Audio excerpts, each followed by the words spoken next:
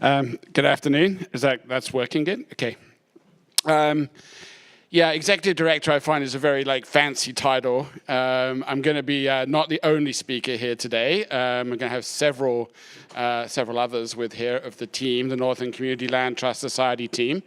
First thing I do want to say thank you for inviting us to be here and participate in this conference. One of our colleagues came last year, or I think we were in Toronto, had a really productive time with everybody. So thank you for inviting me to come south. Right, coming south. I left, the weather this morning was very dark, -10, snowing blizzard up in the Yukon. And I have to say, over the last 25 years, one of my favorite things to do is to walk out of Vancouver Airport because it feels like a spa to me. This rain, the ocean, I feel like I'm in a spa. My skin is just loving it immediately. Came downtown, took a walk through, came down past the Cambie there where I spent my very first night in Canada about 30 years ago. And beautiful to be here. Also brushed up my umbrella dodging skills though as I kind of made my way down the road. So really pleased to be here today. We know it's the last session, so thank you. Otherwise you thought, maybe there'll only be 4 or 5 of you here, so this is fabulous to have so many people. We're going to run a little sort of chat show format, right? So one thing I've run, quite a few little affordable housing projects now up in the Yukon, and I'm often asked about what is the secret sauce of making projects work. What's the template? Give me something special to make these things. What makes these things work? And I always answer that to me, I've learned the only thing that makes them work, the special thing that makes them work is some remarkably passionate, committed, resilient people, right? Who no matter, and we called this, it's not up there, we called this sort of Outlasting the Skeptics, right? Because it's the people that are on boards and helpers that can, no matter how deep or dark, no matter how many times you've been turned down or how many challenges you have, are able to raise the spirits and just keep going, right? So they are the real stars of the show. And so we're going to introduce a few and sort of interview some of the stars of our particular show here, right? And then, so we hope you'll ask lots of questions, just like a chat show audience would, as we kind of make our way through. So that's our little format for the day. So I'm going to start by asking to come up one of our founding directors and current treasurer, Tyler Heel, to come and join us. And Tyler, we're going to start though, right? Come up and join us. We're going to watch. First thing we are going to do is show you a little movie, a little animated. This is the global premiere, I want to say, right? So this has not been seen outside of a very few of us. Just finished a few days ago of our little animation about our project and our initiative about affordable ownership housing up in the Yukon. So hopefully the sound's going to. If I go down a slide, can you play that for us?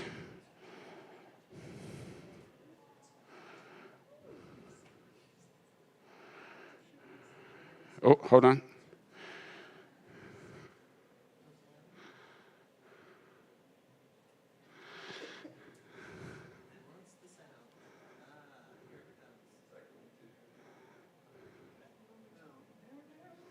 Oh. Narrator.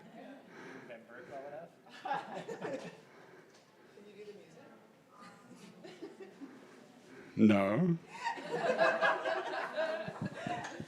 I could dance or something. Hopefully, our very competent tech helper at the back there is going to. Or we can come back to the animated premiere at the end.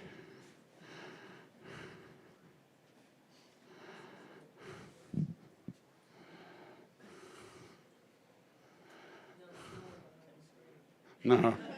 So someone back there to...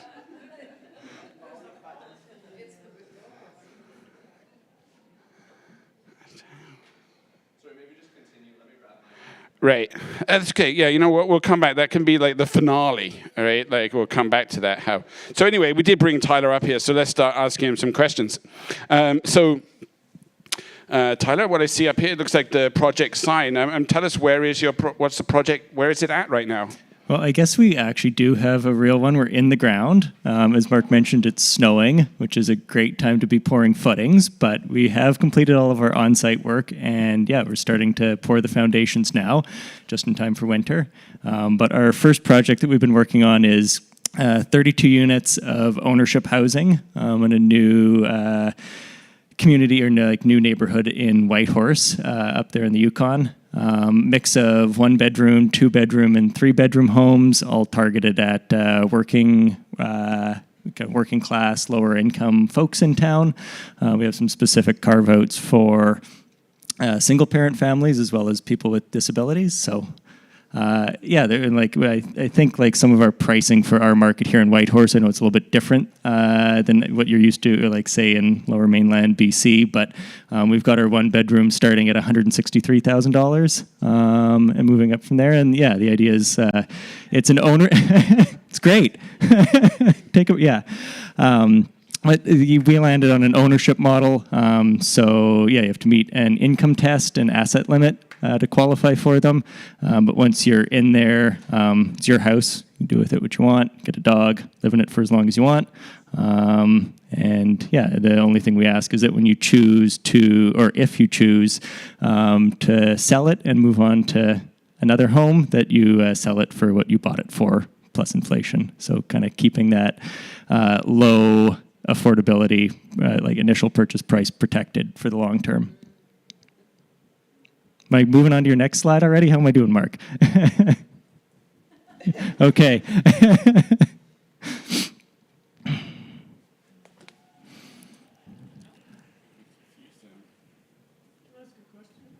Sure.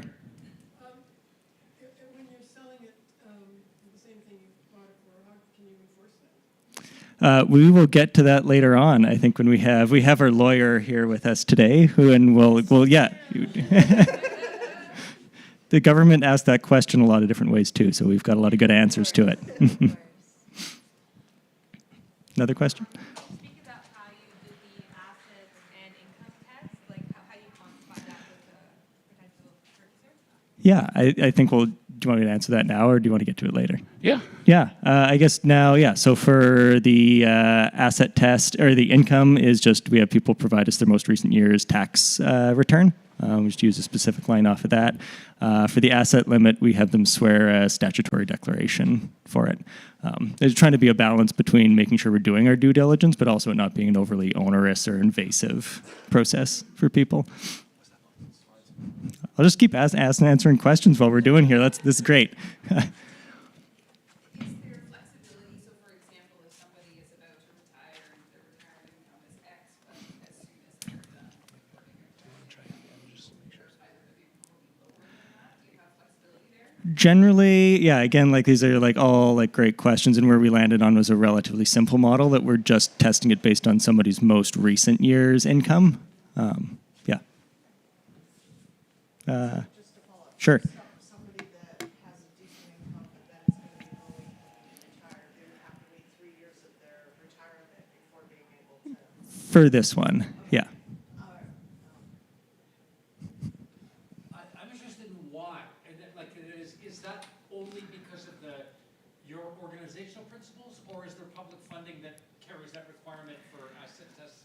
No, that is a great question. I think that's actually where Mark was kind of getting next to, is like, why are we doing an ownership model here? Yeah. I'm wondering why you're testing income and asset. What's Right. pushing that other What's than- pushing that?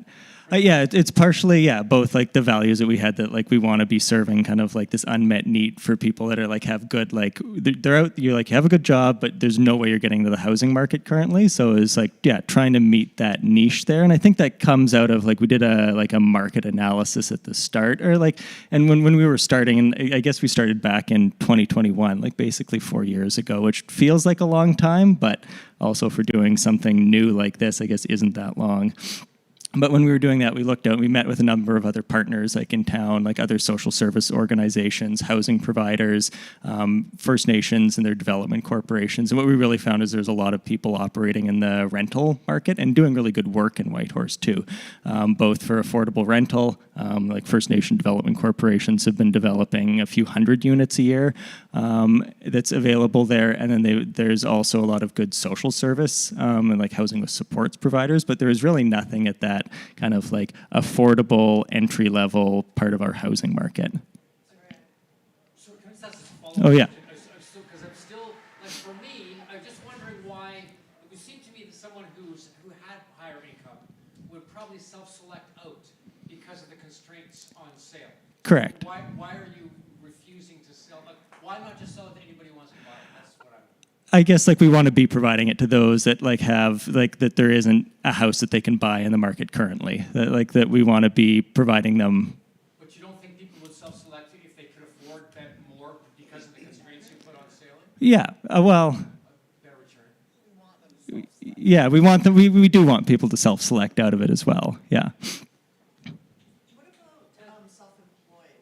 Do you have a different way of looking at their tax returns? No, I think it's just the same. Like it doesn't really matter where the income comes from, whether it's self-employment. Yeah. And I think some of that too are also covered off. Like we are having people swear like a statutory declaration that like what they're submitting to us is true, and like statutory declarations, if you lie on one, it's perjury. So. Okay. Should we keep doing questions or? May I ask one? Yeah, let's go. Yeah. How can you do it so cheaply? Do you have land available, and are the costs just in the construction? I tell you what, we're going to come to that real soon. Yeah, so I tell you what, I'm going to see. So, Tyler, you can tell us maybe here a little bit about what we see here. I think about the long-term vision of increasing affordability over time. Yeah, so I get like the idea here too is that there's so much that goes into creation of housing, both like the money, but also people's time. There's only so much construction capacity in communities. There's the land. So I think we really see it being important to like take those investments that happen in creating housing and protect them for the long term. And the thing that we see is like, yeah, we'll get to on the next slide in our, like where the money's coming from, where it's going, that we do have a certain amount of like the donation of land and subsidy money that comes in to write down that purchase price. Plus we have some of the work that we've done on design that we'll get to a little bit later that helps keep that initial construction cost lower. But then I guess what Mark's alluding to here is like we do have a house that ends up much more affordable to begin with. And then because we've restricted the increase in resale price over time, it becomes even more affordable over time. That instead of growing at what we're seeing in our market in Yukon is between 7 to 11% growth in house prices each year, whereas for inflation we'd be more at the 2 to 3% in the long run for us. So it's like the amount of money you need to afford the house, that gap from market to our affordable ownership becomes even bigger over time. That affordability becomes deeper. I love the model. Thanks.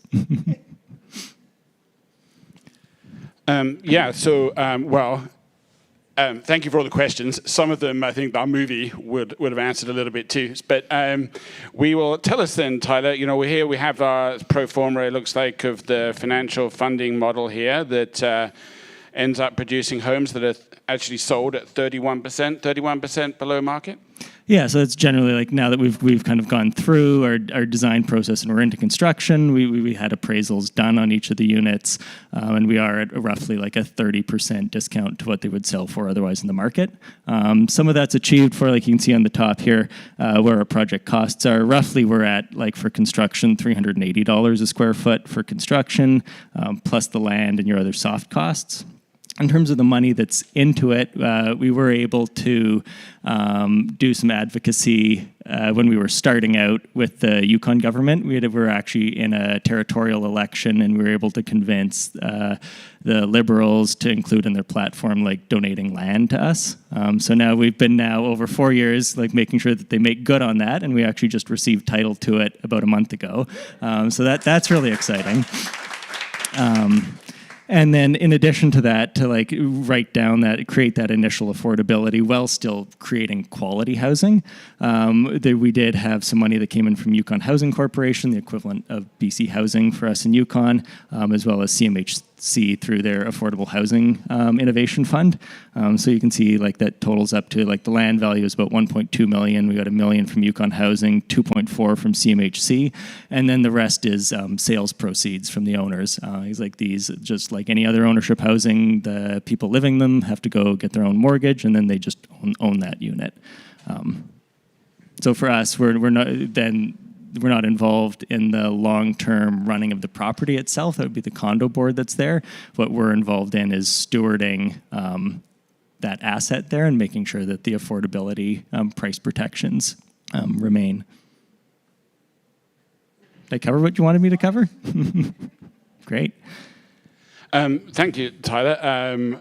I can add actually that we were very excited. At one point, it was looking we have a $4 million construction loan that was meant to be coming through this afternoon. We were hoping might be even right during the middle of the presentation, but it looks like it's now going to be Monday, right? When I was talking to Sarah about the material we were going to do, I said, "This is a live story, and we don't know what it's going to look like. It could be a dead project."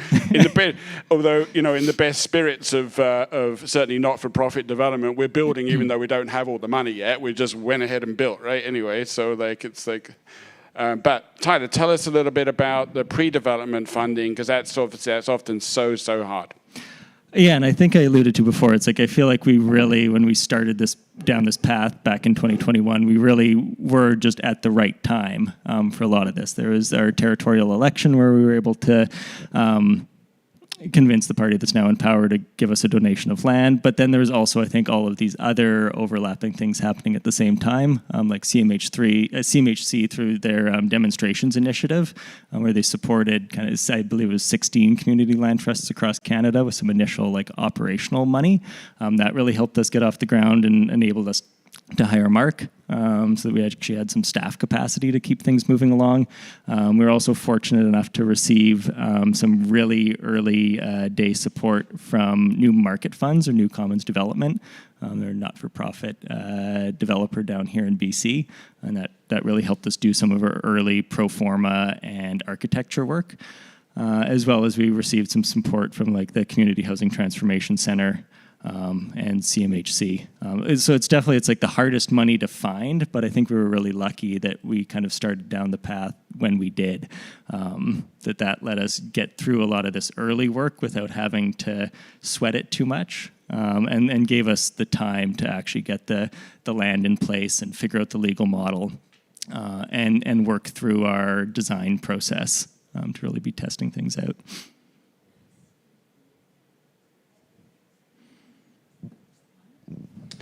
Great.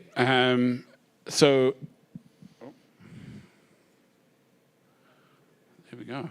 Next, I'm going to invite up one of our other stars, Sheila Tolton here, who's going to speak to a little bit to our design so that you can get to see our building here. So Sheila, I can tell, clearly this is not, you've put some considerable value into the living experience looking at this beautiful structure here. Tell us a little bit about the design process and how you came up with this. You're making it sound like I designed this building. No, so in the early days of this project, one of the things that is notable about the existing housing stock in Whitehorse is that often rental housing is people's basements, basement apartments.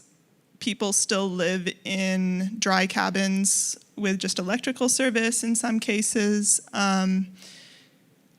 Yukon only really started to develop post-1940s when the highway was put in. Before that, you still had to take the ferry up to Skagway, Alaska, and come in that way. So there's no long history of housing stock, and Whitehorse has also grown about 25% in the last 10 years. So the idea of a higher density housing model, especially for renters, is pretty uncommon, and the quality that is there is very low. And even just market development aesthetic and livability is quite low as well, I would say. And so when we're looking at designing this project, cost is obviously a significant issue for our development, and we wanted to offer the opportunity for people to still have a very, to offer comfortable housing, having a yard, having big windows when it's so dark outside all winter, but also balance that with affordability. And so we were talking about how this cookie cutter townhouse is such a common model just because it is so affordable, and how can we take that and turn it into something that is unique, reflective of the values we want for the community there, and help support the function of this as a community space. So we worked with the architect to come up with a few options, and having this more egalitarian round space that's focused around a community space in the center and allows everyone still to have that yard and green space and big windows and all of these things, and yet not be a cookie cutter and still be affordable. So we took these two arc shapes, they're essentially mirrors of each other. It's all sliced into equivalent sections, and then we've stacked all our different model types into all of these equally sized and shaped pieces. So it's all the same structure, all the same. I don't think plumbing is quite the same, but all the structure is essentially the same for all of these, despite looking pretty different, and despite being round. How many sides do you want your circle to have is where we ended up. Did I miss anything? Do you want to say? The only thing I'd add too is we did bring on our contractor quite early in the process. So as we were going through design, as Sheila mentioned, we did have a public process where at each kind of design stage, we formed a focus group and went back out to the community to get some input on what design options we were choosing and how that was progressing, and what was important to both our board and the people we were going to be selling to in terms of that maintaining quality while still creating affordability. But in parallel with that, we brought our contractor on basically at the schematic design phase, and we carried them through providing costing and input on constructability. So it really let us make decisions with real numbers. So when we were making the decisions between building form or finishes, insulation, siding materials, and that, they would actually provide real costing for that, so that we were making a trade-off not with a made-up number, but it's all right, we can reduce the energy consumption by 25%, and by adding this amount of insulation, it actually ended up being $1,000 a unit. So it's great, that fits with our values, we'll take that decision. Whereas there's some other trade-offs we made where it's all right, if we can save a few $100,000 through this different siding, that's something that we'll take for the affordability. So I think having that construction manager and contractor with us from the early stages both kept us honest and forced a little bit of rigor on our architect, which was also good.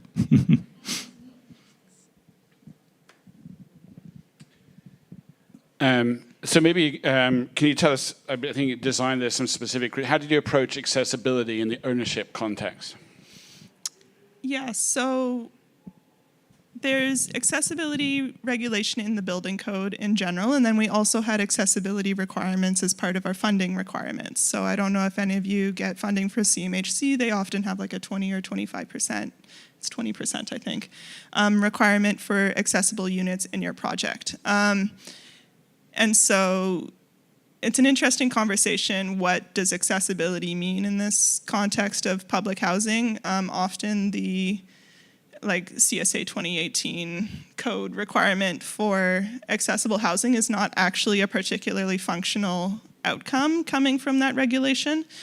And you might end up with units intended for people essentially in fully functional electric wheelchairs, and that's a really terrible unit for someone with a vision disability or something, right? So not all disabilities are the same, and who your market is not necessarily aligned with what that cookie cutter funding model is requiring. So we worked with a consultant group.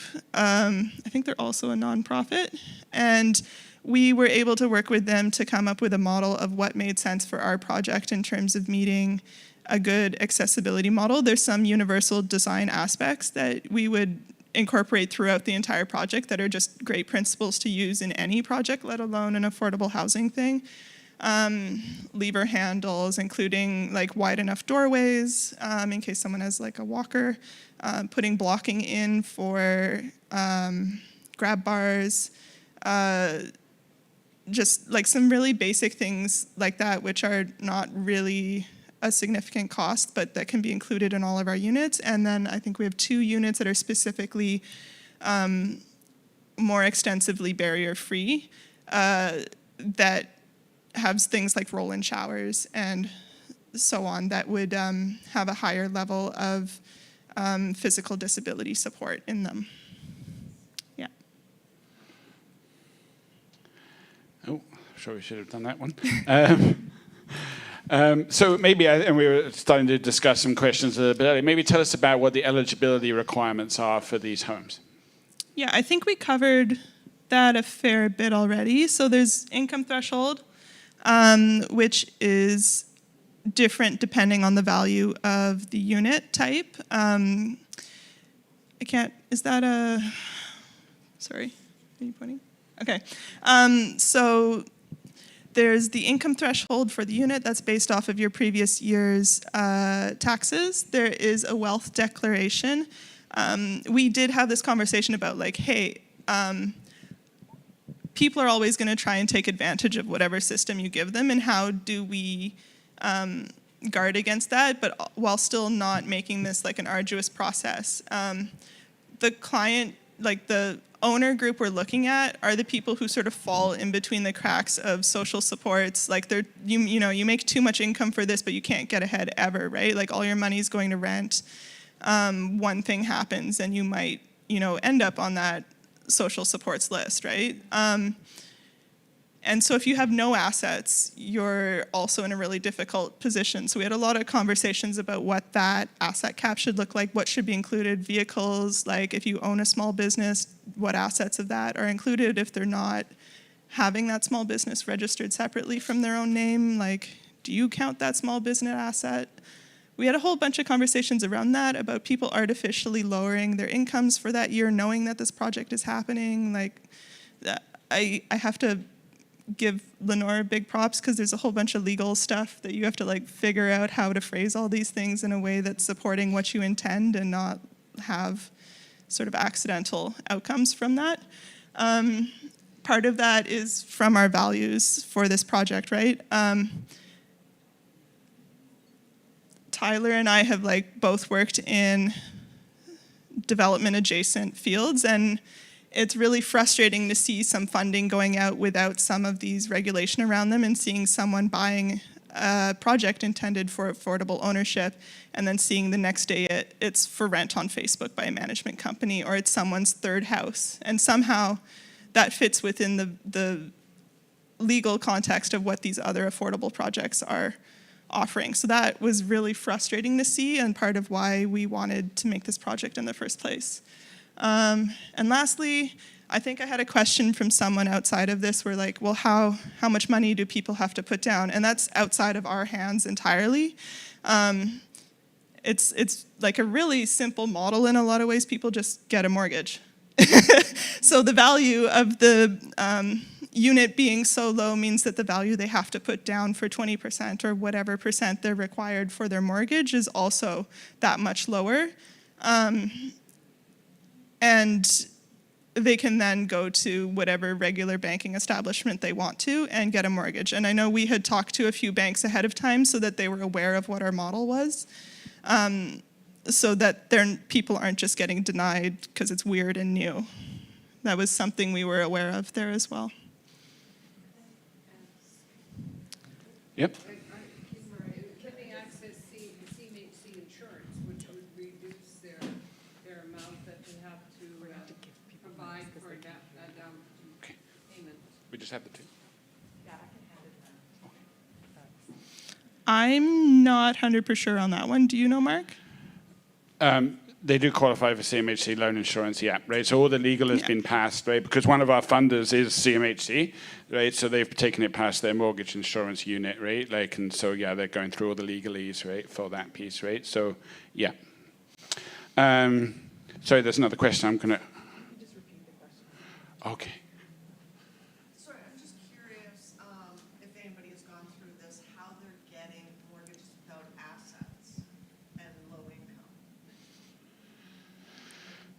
they, There is somebody that's actually succeeded. How are our clients accessing mortgages? Yeah, they essentially, I mean, I don't have the details here, but we've targeted the pricing, right? That there's a band, right? That like if you fit within a certain income band, right, you're going to be under our income cap, but you're going to be over the amount that you need, right, to have a mortgage that you can pay within 30% of your gross income type of thing, right? So all of the units have been sort of priced through our business model, right, to make sure they can fit in there.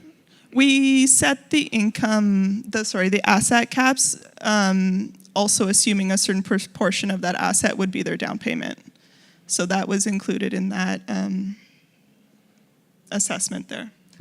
And I guess I would just add that we are through our sales process as well. And how we ended up settling on doing that was an open lottery where we opened up applications to the community. People submitted to it for whatever units they wanted, ranked which ones that they qualified for, and then out of that we drew a lottery to assign people to their preferred units as well as develop a wait list. And now through those, we've been working through our buyers as they've been proving out those items, both their income, the assets, and that they are able to get financing. And so far, I think we're at about 18 out of the 32 have actually checked off all of the boxes and have been able to go to a bank and get pre-qualified for a mortgage. And I mean, it is something that the people that we are targeting do have limited income. So there has been a few that haven't been able to get mortgages or life circumstances change. Our project's about people for the first building will be able to move in summer 2025. The second building is around holidays 2025 or early 2026. So I mean, it still is a ways out there for people. So that's things do change in people's life circumstances. But it is kind of fun to be at this part in the process where we are proving out that it's working for people, and that we actually have some new homeowners that'll move in not that long. Yeah, I would add to that. I deal with all the buyers, and it's that classic thing, right? That every single one of them, they're going through this mortgage process, right? But every single one of them comes out with a mortgage payment estimate, plus their taxes, plus their insurance, plus their condo fee. It's still less than their rent, right? Including paying down their own equity. So it's that classic thing, right? We worry about whether they can afford the mortgage, but it's still less than the rent, right? So of course they can. They're already paying this rent and they're moving down. The other thing is, which we didn't mention, is not on the list, that you can't already own a home, right? So if you already own a home anywhere in Canada or the globe, you can't buy into one of these homes, all right? So we mentioned the lottery process we required for public transparency. There we go. Last of all, I'm going to ask our last grand star. If there's one person that you absolutely must have, you want to pursue down this kind of technical model, you need to find yourself a very, very patient, caring, socially minded lawyer who also actually apologizes when she sends you a bill every month. And anyway, so I'm going to introduce Lenore here, who's actually a double celebrity today, having been grandly elected as a new city councillor for the city of Whitehorse just last night. You have to get used to. For that reason, I might not be as organized today as I hope to be. I was brought on board very early in this project. In fact, on that, there was a slide with the list of funding. I actually got some of that very first funding from New Market Funds. And in fact, this has ended up being a project so far, we literally just started construction a few weeks ago. And up to this point, I feel like an awful lot of the work that was done was legal work and design work. And the legal work has been far more extensive than anyone ever thought that it would be. And that's because we've tried to create a model both that worked in terms of what it would accomplish what we were trying to do, which is to create permanently affordable ownership housing for people, but that also would satisfy our funders. And our funders, both CMHC, but in particular Yukon Housing, have been very demanding. And so we've tried this when they wanted that, and then they would change their mind. We've tried something else, and I think we've landed on something now. And when this project is completed, then we'll get a better idea of what it works. So I'll talk a little bit about that. When we started, they approached me, and although I'd been doing real estate work for 10 years. I had never heard of a community land trust. I had no idea what it was. The truth is, one of our initial hurdles was that nobody really knew what they were doing, so we all had to learn. And we looked at structures from different places, and we looked at two in particular that we kind of focused on. One's Canmore, Alberta, and one's Whistler, British Columbia. Both have CLTs run by housing authorities there, and they're somewhat different, somewhat similar. The British Columbia, so Whistler obviously is in BC, and they have a particular piece of legislation which was very helpful for them in that it gave them some additional levers for enforcing restrictive covenants, because that's how you attach and secure some of these affordability rules, is with a restrictive covenant. So they have this legislation in BC, which we don't have in the Yukon. So Canmore, Alberta actually has legislation. I'm talking about the Land Titles Office, Land Titles Act, that's very similar to the Yukon. They didn't have this special rule, and so we focused on the Canmore model, which was they use leasehold title. So they're like condominium units, but they sell leasehold title rather than fee simple title. And they have, Canmore Housing Authority has an option to purchase any unit if somebody wants to sell. And they use a restrictive covenant to attach some of the rules to title to the property. And so we kind of went down that road for quite a long time. The Yukon Housing seemed to like that. And then at some point, I'm not sure when, a year or so ago, they changed their mind and they decided that they were going to enact legislation like in British Columbia. And in fact, they did. So this is another thing. It's amazing how many, from the time we decided we were coming here a couple of months ago until today, like a remarkable number of things have happened, including that the Yukon government introduced amendments to the Land Titles Act in the Yukon to create provisions like they have in British Columbia that make it very clear that these restrictive covenants are enforceable long-term. So I'm going to mention restrictive covenants traditionally are things like, I'm going to say, you can't have a hairdressing studio in the building, and that's because there's chemicals and fumes and stuff. So there's things that have these sort of really direct effects. There's no history of resale price restrictions. That's not something that's ever been done in a restrictive covenant traditionally, but in British Columbia it can be, and now in the Yukon it can be as well. So the structure that we have ended up with is, so we've got title to the property only about 6 weeks ago. We will turn that, once the building is built, it'll be turned into a condominium. And so and actually, sorry, I missed a step. We've got title to the property. There will be a restrictive covenant registered on title. And then when it's turned into a condominium and 32 units, then every single one of those condominium units will have that restrictive covenant on title.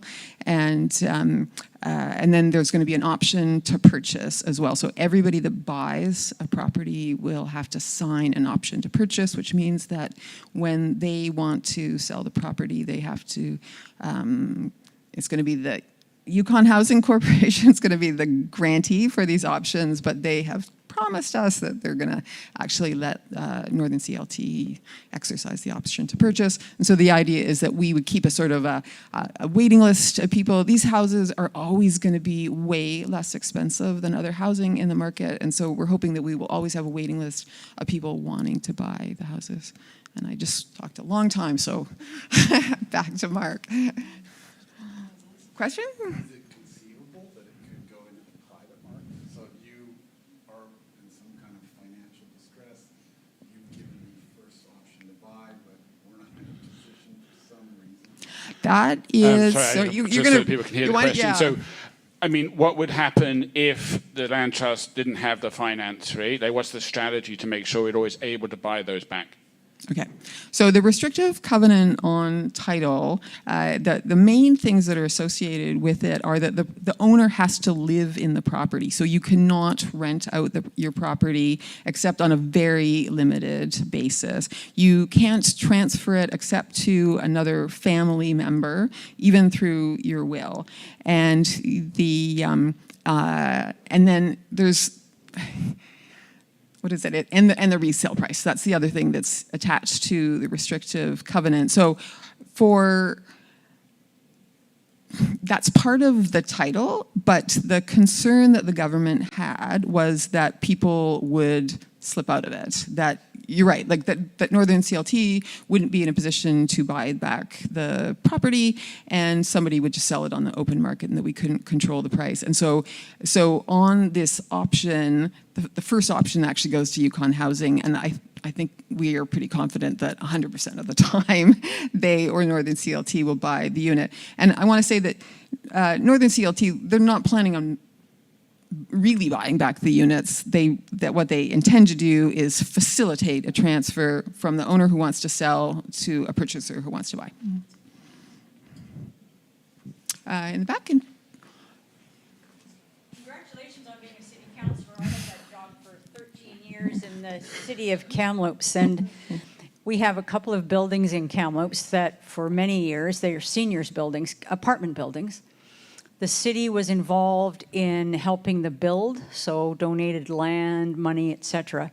So the covenant on the apartments, and this is sort of what it was, they're told how much they can sell them for, and I think it's like 30% below market value or something in that range. Plus, they must give back to the city a percentage of the profit made. That money then goes back into a low housing fund that the city has to then again get more housing. And I think that, for me, that would be a good policy for anything that a land trust owns, is that some of that money comes back so that you can continue to build, so that you have that perpetuity. Do you have anything in those covenants that is similar to that? Not currently. So the way the covenant works is that the resale price can only be the original price plus inflation plus 10% of inflation over time. So it's... How does that allow them then to go out and buy?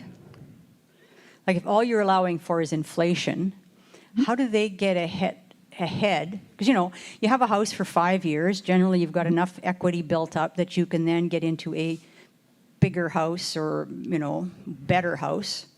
Well, what I am telling people is that they're getting properties that are substantially below market, so they are going to be paying, in terms of their mortgage payments, much less than they would be paying if they had bought a higher price, and they should take that extra money and they should invest it on the stock market or wherever.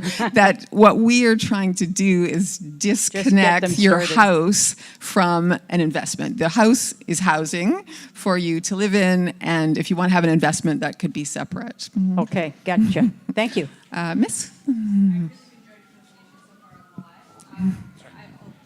Thank you. This is great. I feel so loud. I really enjoyed your presentation a lot, especially how this separates the housing from the speculative real estate market, and how, I like that you don't see housing as an investment because it's a human right, and I really appreciate this model. And then also you saying like any extra disposable income, because you're saving on your mortgage, just reinvest into something else that isn't based on someone's livelihood or someone's ability to live. So I really appreciate that. Thank you.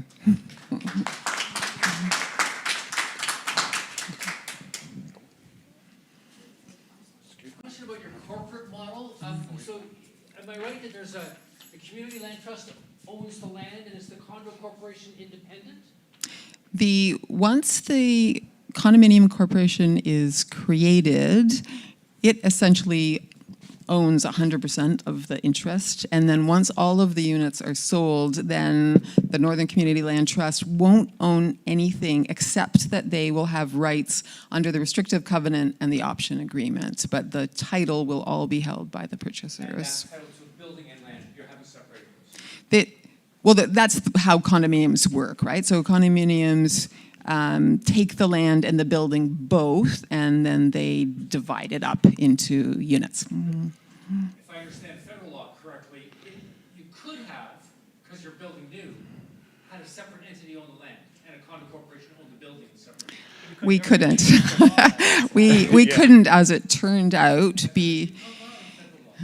It's Yukon law, so land law is almost always territorial or provincial. In this case, yes, actually, that was one of the other things that happened during the period that we've been working on this, was that a new condominium act came into effect in the Yukon, and it had a rule that said that a condominium could not be built on leased land unless it was a public authority. So the government could do that, but any other entity was not able to do that.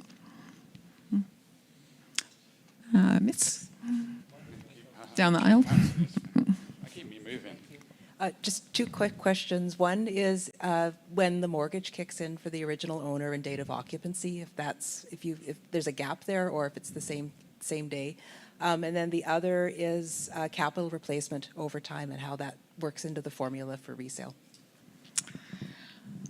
I can only answer the one.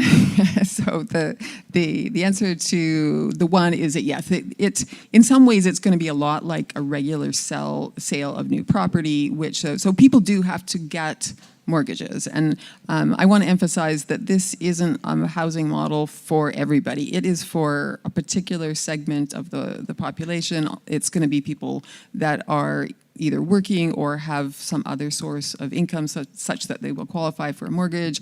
And they've got, we have a little booklet, we've got a few of them that people can look at. It. For every unit, it actually says what the price is and also what the maximum income is that's associated with that. And then we have this asset cap as well, because some of this stuff is absolutely locked in. It's locked in because of our funders. It's consistent with what we wanted to do, which was that we wanted to sell to people of modest incomes, but it has been 100% locked in by our agreements with Yukon Housing that have committed us to only sell to people that financially qualify long-term. Anyway, so the idea is that somebody will buy a house, they'll get a mortgage, they'll get title to the unit and move in all in the same day. And I'm going to say we haven't made a provision for.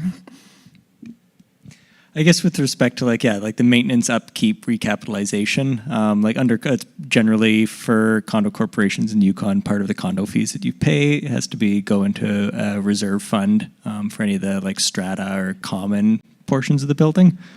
Yes. Sorry. I realize I kind of misunderstood your question. So once all of the units are sold, the strata, the condo corporation is going to look after all of that stuff, and the condo fees, some of it is going to go to the reserve fund and do maintenance and all of those things.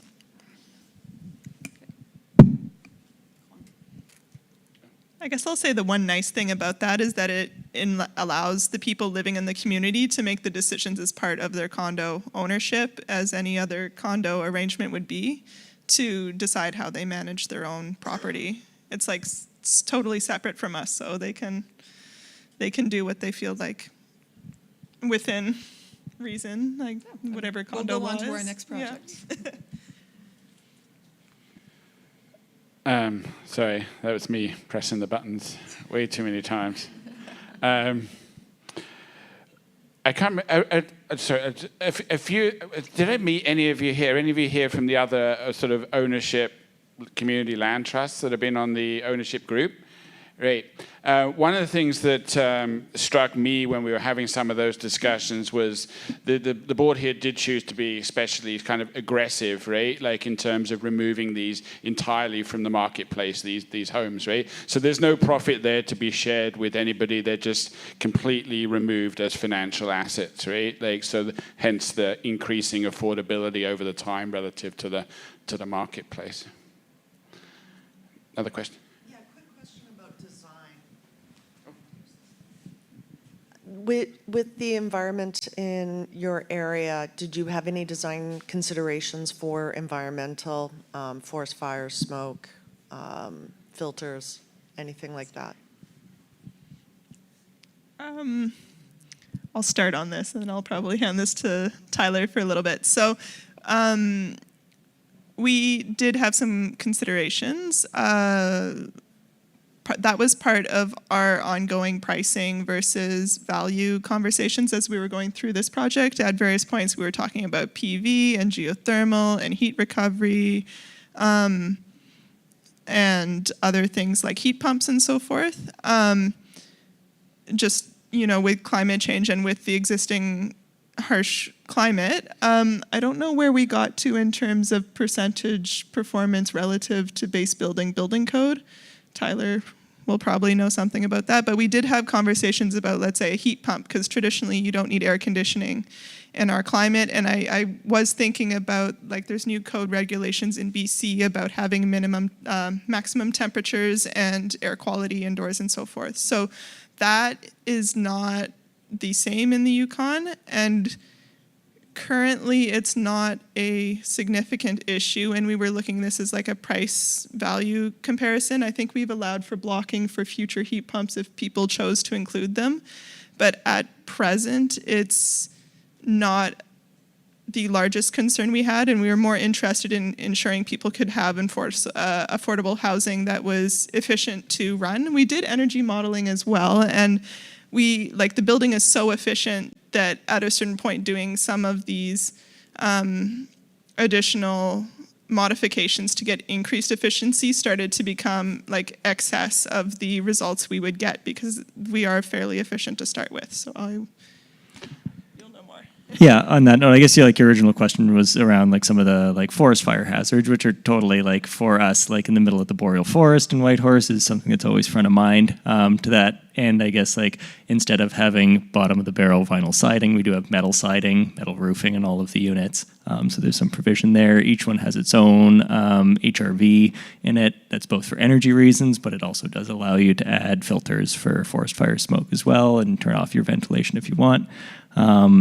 To some of the modeling stuff, we did do energy models for each unit, both to see where that cost-benefit trade-off came in. Most of like the smaller units, you can heat them with a toaster. I think the actual like heat demand, even in our climate's less than 1,000 watts. So you can literally heat it with a toaster, even on a -40 day. We also, as a part of this, we did a little embodied carbon work on it too, to see it's like, okay, where is some of the embodied carbon in the building materials? And that made us help us make some like low cost but high impact choices, such as like flooring, insulation types, and reducing the amount of concrete in them. I just want to say one more thing about fire risk. There's a lot of larger programs being operated by the municipal government and the territorial government as a protection. Like they're cutting it's a kilometer wide, wide swath that is really long south of town. They've done analyses of highest likelihood fire paths to the community, like the community in general. And so there's programs like that and Fire Smart going on outside of like our specific project. And the area this project is in is currently mostly a gravel pit. To be perfectly honest, it's been pretty much clear cut in the process of development, and so the area itself is surrounded by bush. There's bears wandering out the golf course pretty regularly, but there are Fire Smart programs for the areas immediately around these subdivisions, and then programs by the city for individual projects.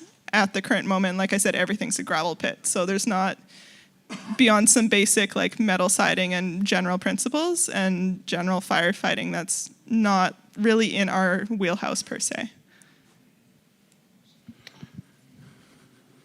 You want to get one more question, and then we're going to see if we can play our big animation here. You can give it another go for the last few minutes. Thank you, guys. That's a great project. Quick question. How many days do you guys have for the option of purchase? Oh.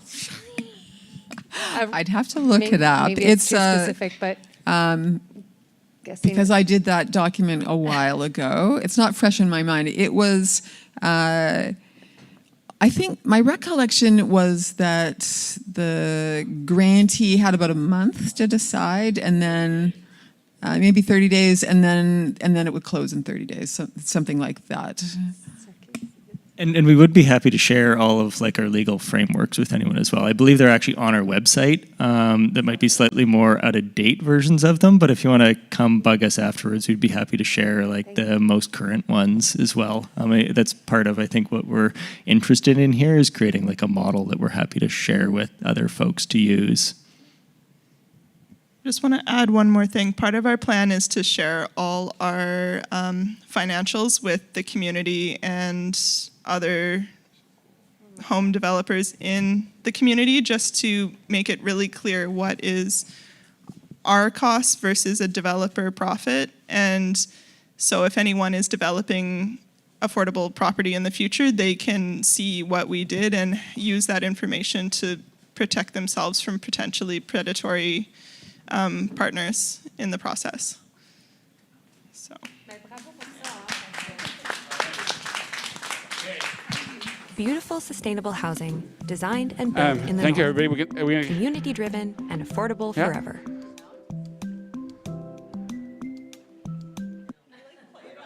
Okay. Beautiful, sustainable housing, designed and built in the north. Community-driven and affordable forever.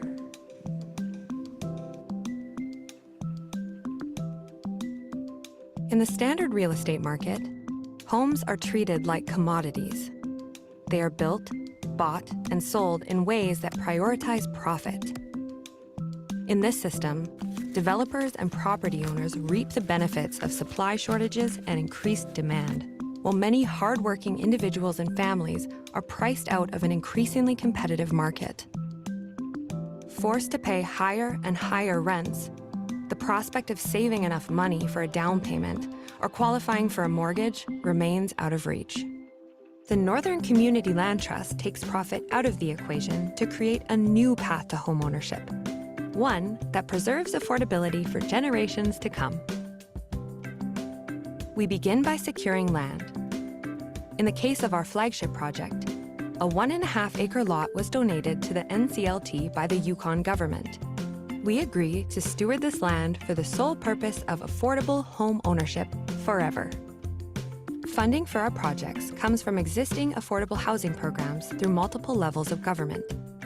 We partner with local planners, architects, and builders. We choose materials and make design decisions that will stand the test of time and the realities of a northern climate. The homes we build are beautiful, accessible, safe, and efficient. We make them affordable by selling them to residents at cost, or to be more specific, at net cost after funding. For Project 1096, our initial sale prices came in at 30% under market value. Of course, this number will change with every project. To purchase an NCLT home, residents must meet our eligibility criteria. Their household income cannot exceed a certain cap. They cannot have the resources to purchase a comparable home at standard market rates. They may not already own a home. They must independently qualify for a mortgage. And they must agree to the not-for-profit terms that govern their ownership and make these homes affordable forever. Residents must live in their homes. They cannot be rented. When they're ready to move on, they will sell back to the Northern Community Land Trust. The sale price is restricted. It accounts for inflation and any value added to the home through renovations, but remains essentially the same as the initial purchase price. The Northern Community Land Trust will then sell the home to the next qualified buyer at the same price we purchased it back from the previous owner. In this way, affordability is not only passed on from one homeowner to the next, it grows over time. While prices in the standard real estate market are driven up by growing demand and investment strategies, prices within the Community Land Trust are protected by our mandate to preserve access to affordable housing. Homeowners buying into the NCLT must understand and appreciate our core values. Like the Land Trust, they will not profit from the sale of their homes. They will, however, enjoy the many other benefits of home ownership, including stability, security, and the opportunity to build personal equity. By participating in the Community Land Trust model, they will help to create a legacy of beautiful, sustainable, affordable housing across the Yukon.